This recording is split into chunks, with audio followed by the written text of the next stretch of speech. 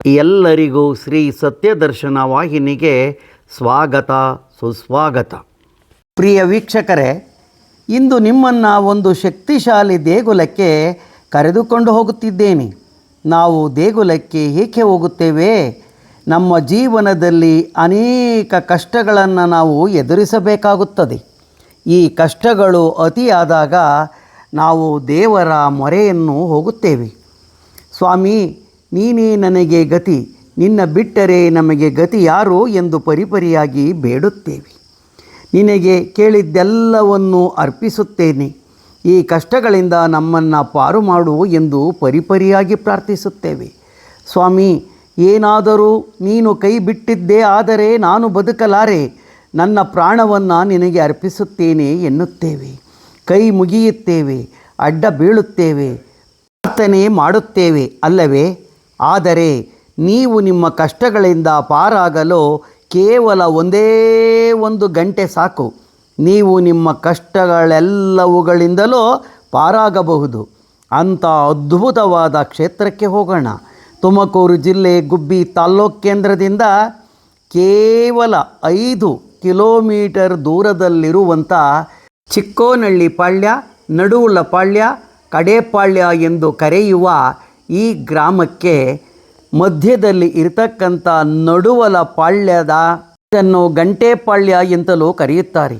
ಇಲ್ಲಿ ಉದ್ಭವ ಮೂರ್ತಿಯಾಗಿ 3 ಅಡಿ ಉದ್ದದ ಕಲ್ಲಿನ ಕಂಬದ ಮೇಲೆ ಶ್ರೀ ಬಸವಣ್ಣನು ವಿರಾಜಮಾನನಾಗಿದ್ದು, ಇಲ್ಲಿಗೆ ಬಂದು ಪೂಜಿಸಿ ಹರಕೆ ಮಾಡಿಕೊಂಡಿದ್ದೆಯಾದರೆ ನಿಮ್ಮ ಎಲ್ಲ ಕಷ್ಟಗಳನ್ನು ಪರಿಹರಿಸುತ್ತಾನೆ ಎಂದು ನಂಬಿದ್ದು, ಅದರಂತೆ ಭಕ್ತರು ಇಲ್ಲಿಗೆ ಬಂದು ಒಂದು ಕರ್ಪೂರ ಹಚ್ಚಿ ಹರಕೆ ಮಾಡಿಕೊಂಡು ಹೋಗುತ್ತಾರೆ. ಹರಕೆ ಫಲಿಸಿದ ಮೇಲೆ ಇಲ್ಲಿಗೆ ಬಂದು ಶ್ರದ್ಧಾಭಕ್ತಿಯಿಂದ ಹರಕೆಯನ್ನು ತೀರಿಸುತ್ತಾರೆ. ಈ ಕ್ಷೇತ್ರದ ಬಗ್ಗೆ ಒಂದು ಕಥೆಯು ಈ ರೀತಿ ಇದ್ದು, ಅನೇಕ ಸಾವಿರಾರು ವರ್ಷಗಳ ಹಿಂದೆ ಈ ಪ್ರದೇಶದಲ್ಲಿ ಕೆಲವು ಮನೆಗಳು ಮಾತ್ರ ಇದ್ದು ಜನಸಂಚಾರವೂ ಇಲ್ಲಿ ಇರಲಿಲ್ಲವೆಂದು ಈ ಜಾಗದಲ್ಲಿ ನೆಲೆ ನಿಂತ ಬಸವಣ್ಣನಿಗೆ ಯಾವುದೇ ರೀತಿಯ ಪೂಜೆ ಪುನಸ್ಕಾರಗಳು ನಡೆಯುತ್ತಿರಲಿಲ್ಲ.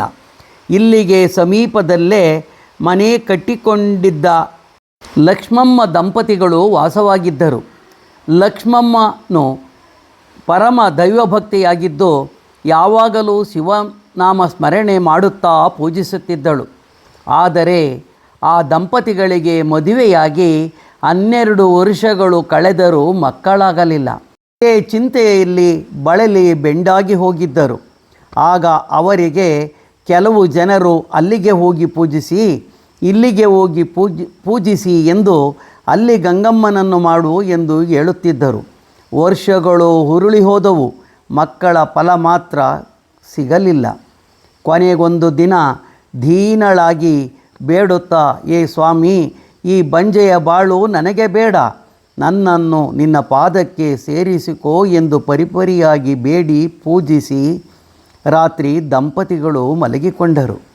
ರಾತ್ರಿ ಲಕ್ಷ್ಮಮ್ಮಳಿಗೆ ಶ್ರೀ ಬಸವಣ್ಣನು ಬಂದು, ಮಗಳೇ ಹೆದರಬೇಡ, ನಾನಿದ್ದೇನೆ, ನಿನಗೆ ಸಂತಾನವನ್ನು ಕರುಣಿಸುತ್ತೇನೆ.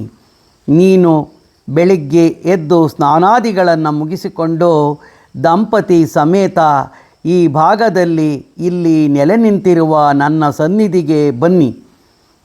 ಎಲ್ಲವನ್ನು ಸ್ವಚ್ಛ ಮಾಡಿ ತೆಗೆದು ನನ್ನನ್ನು ಪೂಜಿಸಿ, ನಿನಗೆ ಸಂತಾನವಾಗುತ್ತದೆ.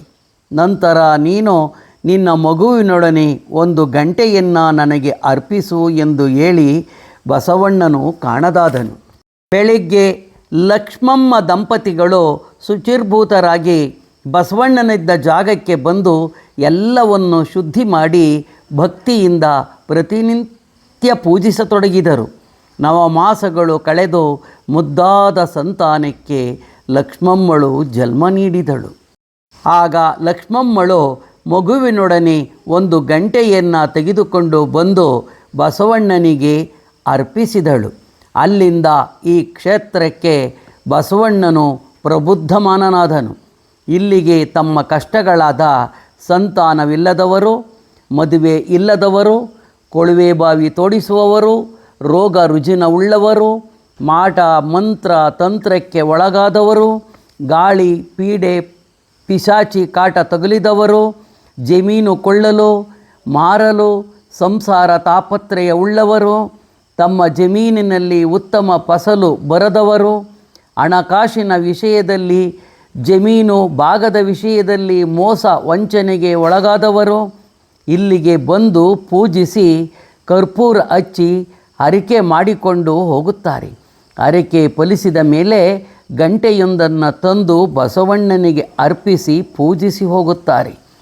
ಇಲ್ಲಿಗೆ ಸರಿಸುಮಾರು 50,000 ಗಂಟೆಗಳನ್ನು ಕಟ್ಟಿರಬಹುದೆಂದು ಅಂದಾಜಿಸಲಾಗಿದೆ.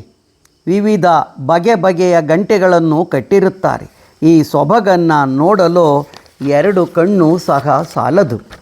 ಚಿನ್ನ ಮತ್ತು ಬೆಳ್ಳಿಯ ಬೆಲೆ ಬಾಳುವ ವಸ್ತುಗಳು ಕಳೆದು ಹೋದರೆ, ಆಕಸ್ಮಿಕವಾಗಿ ಕಾಣೆಯಾದರೆ ಅಥವಾ ಕಳ್ಳತನವಾದರೆ ಇಲ್ಲಿ ಕರ್ಪೂರ ಹಚ್ಚಿ ಬೇಡಿಕೊಂಡರೆ ಕೇವಲ ಕೆಲವೇ ದಿನಗಳಲ್ಲಿ ಮತ್ತೆ ದೊರೆಯುತ್ತದೆ ಎಂದು ಹೇಳುತ್ತಾರೆ. ಇಲ್ಲಿಗೆ ಕರ್ನಾಟಕ ರಾಜ್ಯವಲ್ಲದೆ ಭಾರತ ದೇಶದ ಮೂಲೆ ಮೂಲೆಗಳಿಂದಲೂ ಜನರು ಬರುತ್ತಾರೆ.